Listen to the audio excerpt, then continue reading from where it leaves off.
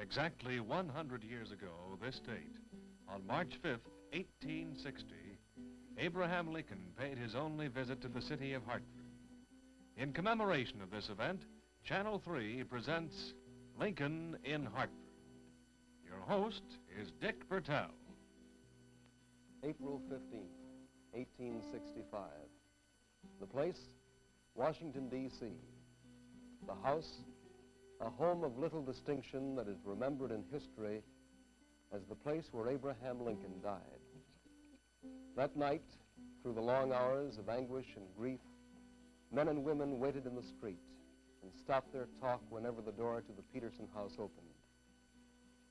At about 6 o'clock, Gideon Welles, Secretary of the Navy, put on his coat and stepped out for a short walk. As he descended the stairs, he saw the tear-stained faces of those who were standing the death watch with him, and he felt a dull ache inside. Is there no hope, they asked? He shook his head. No, no hope.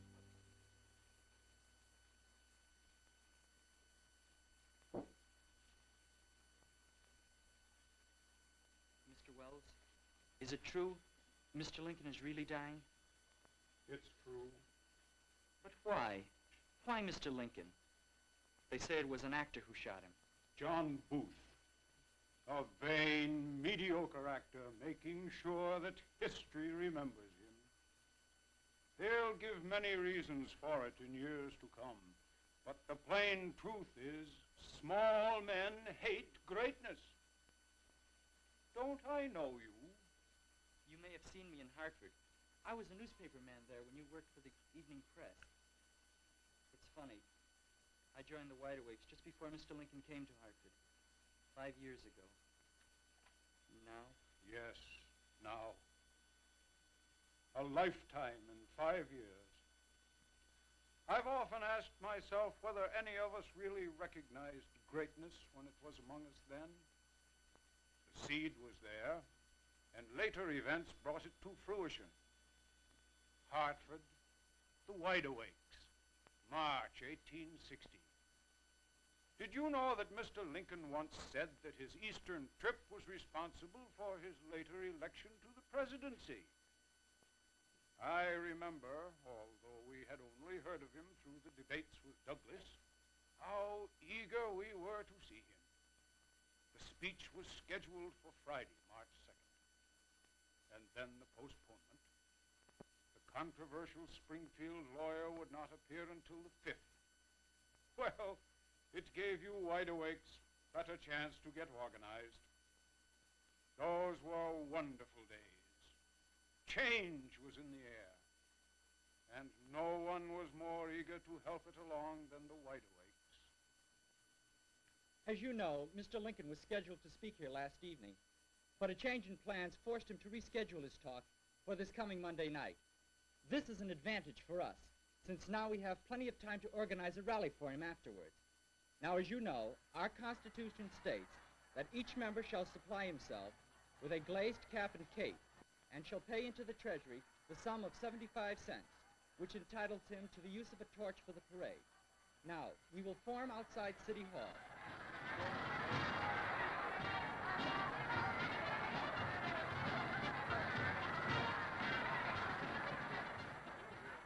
They were a group of young Republicans who banded together to support their party in the crucial state elections.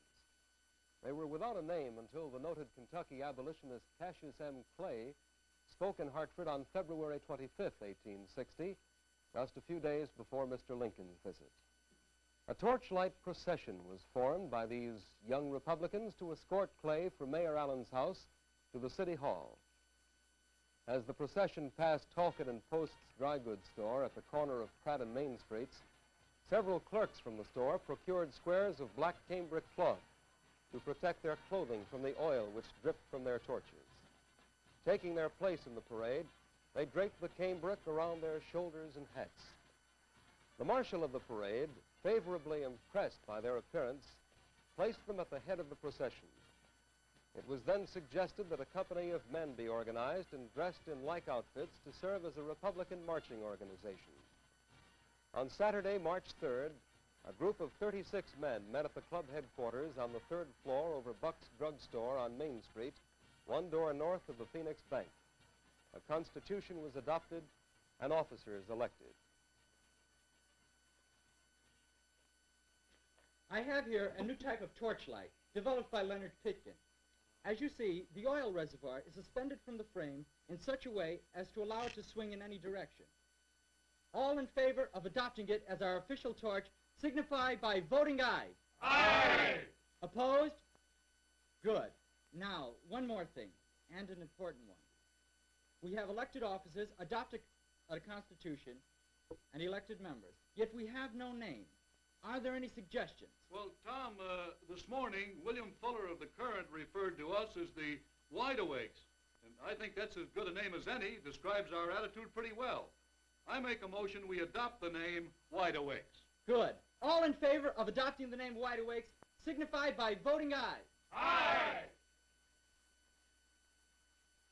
The Hartford Wide Awakes were on their way, a group that would become well known for their stirring parades and ability to rouse the voting citizenry to a high pitch of enthusiasm. Now the stage was set for the arrival of the Republican lawyer from Illinois. On hand at the railroad station to meet Mr. Lincoln were numerous Hartford dignitaries, including Mayor Allen. In those days of difficult communications, before radio, television, movies, even before newspaper photographs were easy to procure, the arrival of a talented political speechmaker was a great event. I don't see him, do you? No, but you can't miss him. Great big fellow. Well over 6 feet, I've been told. They say he looks like a country farmer. Not much polish. There he is. At least he seems like the only picture I've ever seen of him. Mr. Lincoln, over here. I'm Mayor Allen, and this is George Sills, our Republican town chairman. It's a pleasure to meet you, sir. It's a distinct pleasure to meet you, gentlemen. I hope you'll enjoy your stay in Hartford, Mr. Lincoln. Here, let me take that. Oh, that's all right. I always turn restless without something to occupy my hand. Then shall we be on our way? I want you to rest at my home this afternoon, Mr. Lincoln. Tonight will be a big night. Very gracious, Mayor Allen. I look forward to it. A seemingly uneventful meeting, the usual amenities exchanged at the railroad station between the mayor of the city and the visiting politician. What set of circumstances brought Lincoln to Hartford on March 5th, 1860? Well, to answer that, we must go back a little in time. In 1859, the possibility that Lincoln would become President of the United States seemed remote. He was an ex-congressman from Illinois and not a wealthy man, hardly political advantage in the East, where he was known mainly as a lawyer who had debated with Stephen A. Douglas and lost an election.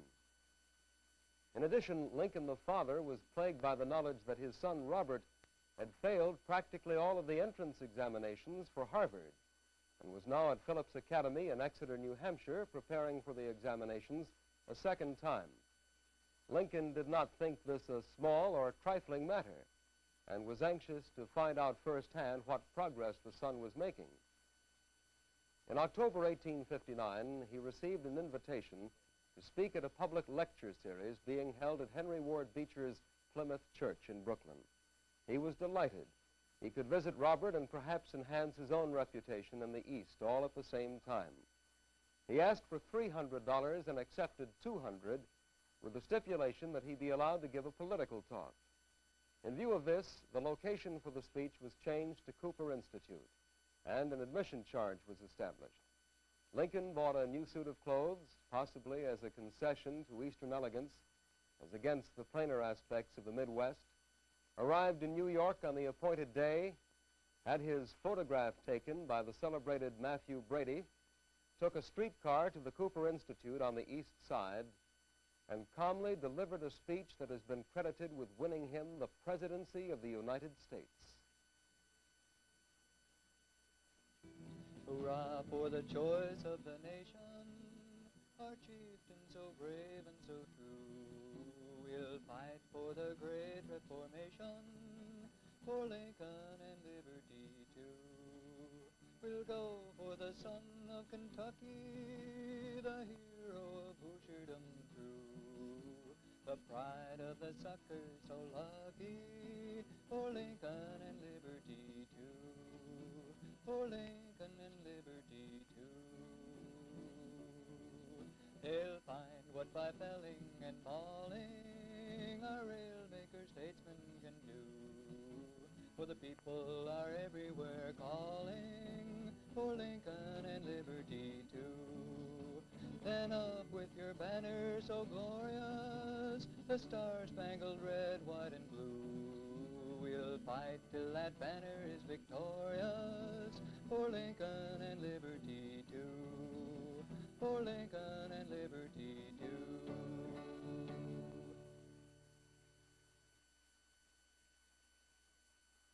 And I must admit to being surprised at the reception given me in New York. I read the account in the New York Tribune. Most inspiring. Thank you. Horace Greeley was able to persuade me to edit the galley proofs myself. I neglected to make copies available to reporters, not realizing they might be interested. I did not think the New York newspapers would care to print my speech verbatim. Don't underestimate your ability, Mr. Lincoln. It was a fine speech. And it's no mean job to hold an audience in the palm of your hand for an hour and a half. Thank you, but you know, when you say that, you remind me of the lazy preacher who used to write long sermons, and the explanation was that he just got to writing and was too lazy to stop. I'm sure it's to our advantage that you feel that way. You have a busy schedule, I understand. Yes, I have ahead of me Bridgeport, New Haven, New London, and one or two other towns. New England is a fascinating place, Mr. Allen. You know, I think I derive almost as much pleasure from sounding out its people on their views as delivering speeches on my own. Fine, fine. Now, with your kind permission, I'd like to look about your town of Hartford.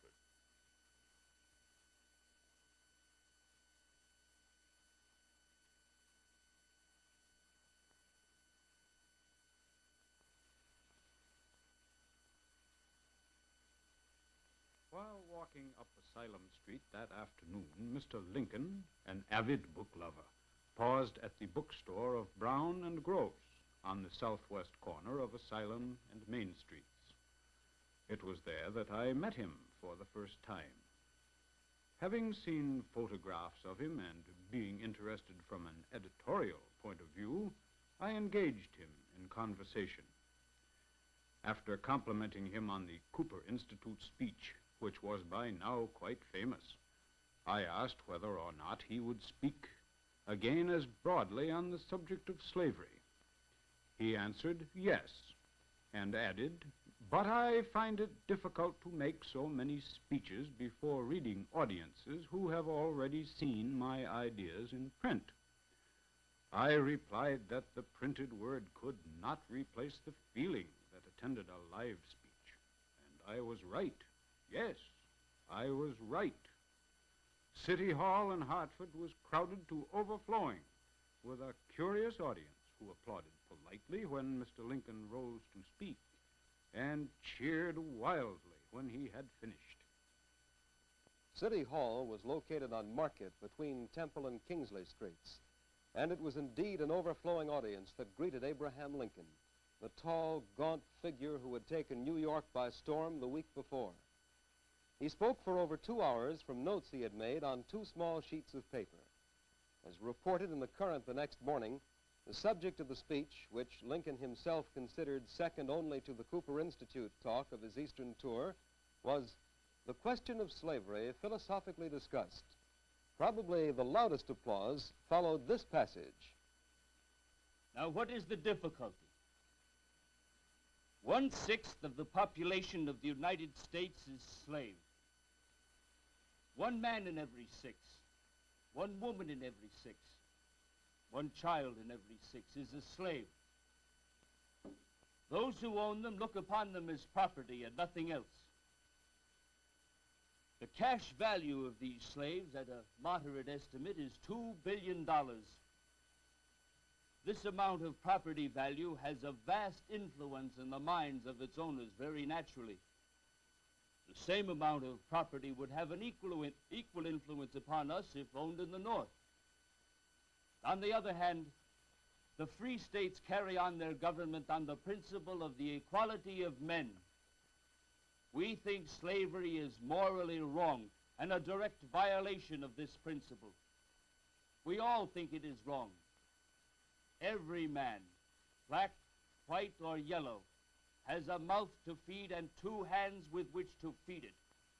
And that bread should be allowed to go to the mouth without controversy.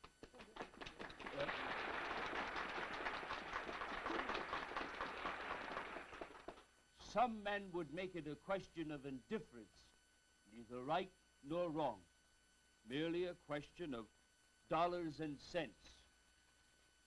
The Almighty has drawn a line across the land, below which it must be cultivated by slave labor, above which by free labor. They would say, if the question is between the white man and the Negro, I am for the white man. If between the Negro and the crocodile, I am for the Negro.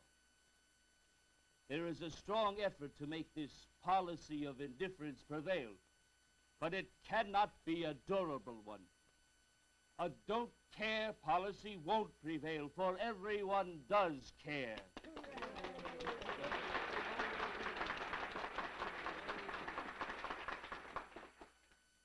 If the Republicans, who think slavery is wrong, get possession of the general government, we may not root out the evil at once, but may at least prevent its extension.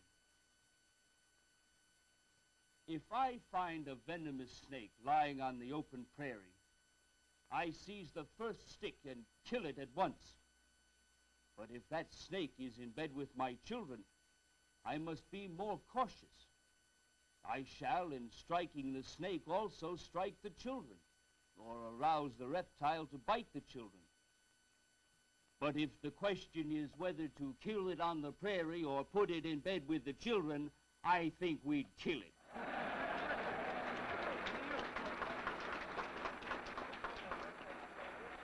Eternal right makes might. As we understand our duty, let us do it.